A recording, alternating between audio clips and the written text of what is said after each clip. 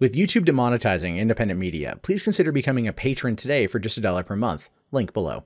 Hey, what's going on, everyone? My name is Matt Jarbo. This is $3 Theater, and today Avengers Infinity War's reviews hit the damn web, which means we're going into spoiler territory here. We have crossed over that threshold. It is now, by my count, 3:10 p.m. on Tuesday, the 24th of April, 2018. Reviews just went live right now, and as a result of that, it's kind of anyone's game.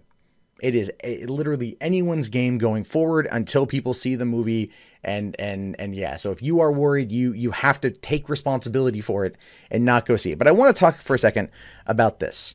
Now, this is an article that went up this morning at 10 a.m., a solid 5 hours before the review embargo lifted. An article titled, "Warning, this post contains spoilers for Avengers Infinity War," by Curtis Silver, who is a contributor, writing on consumer tech and social media, with a natural cynical edge. And of course he's a cynic because he's posting spoilers about probably the biggest movie of the year, if not ultimately the decade. A movie that people have been waiting 10 years to see come to a head. Movies that are going to be loved by many or hated, who knows.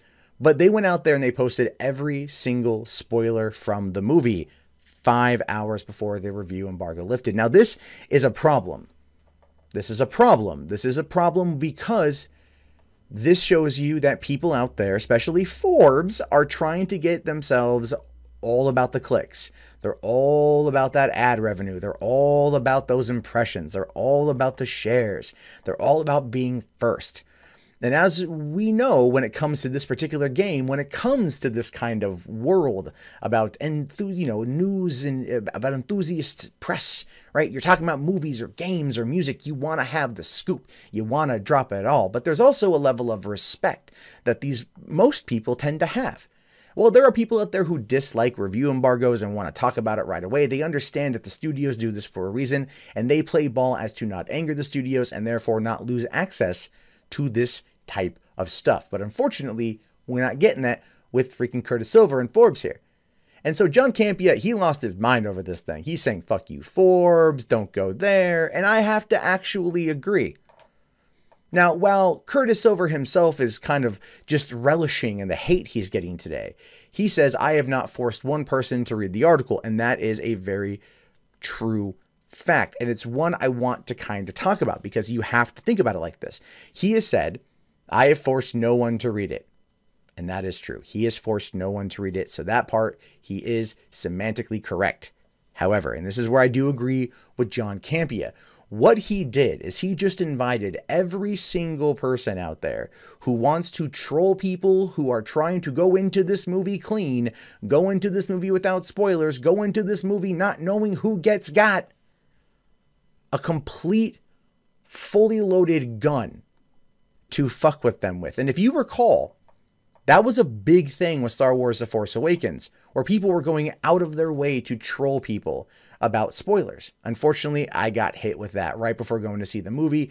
And it did kind of delineate how I viewed the movie the first time, because the impact at the end, yeah, right? Which is why when I do my reviews, I will say spoilers in the title. Like, you can't get, no, they're there.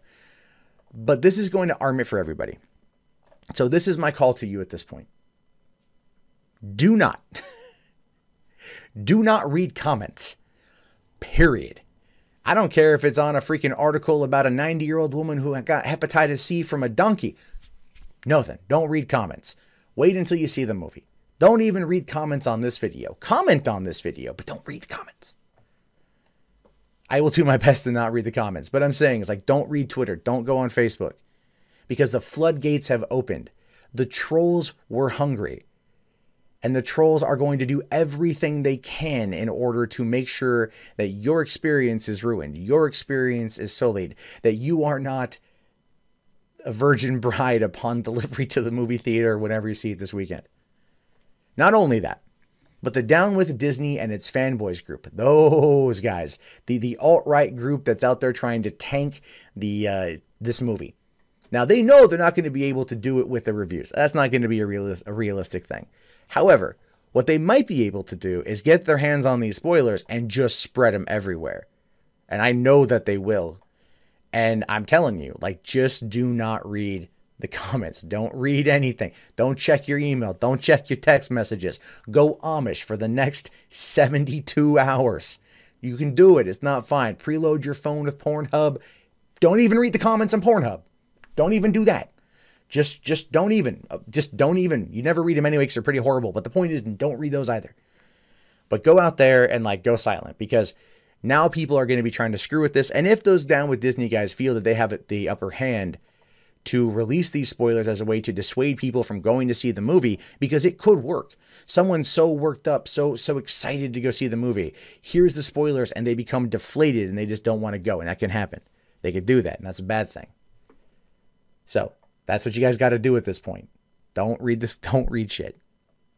Wait to go see the movie. I will fully admit it's going to be tough. It's going to be difficult. But I think with enough willpower and pornography, we can all get through this together. So I ain't gonna post spoilers until I post my review.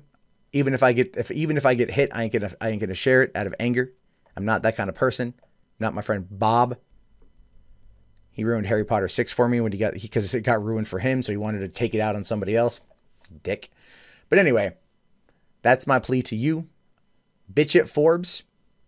I think they deserve it, to be honest, because it's a real bitch move to do that, to let that article be published. It shows you a lack of editorial oversight on many of these publications, who are in fact dying when going up against people like us on YouTube who are not pricks. That being said, be sure to leave your comments. Just don't read anything. Thumbs up the video if anything. Support the channel through Patreon if you haven't already. And I'll see you guys on Thursday once the movie comes out. Good night and good luck.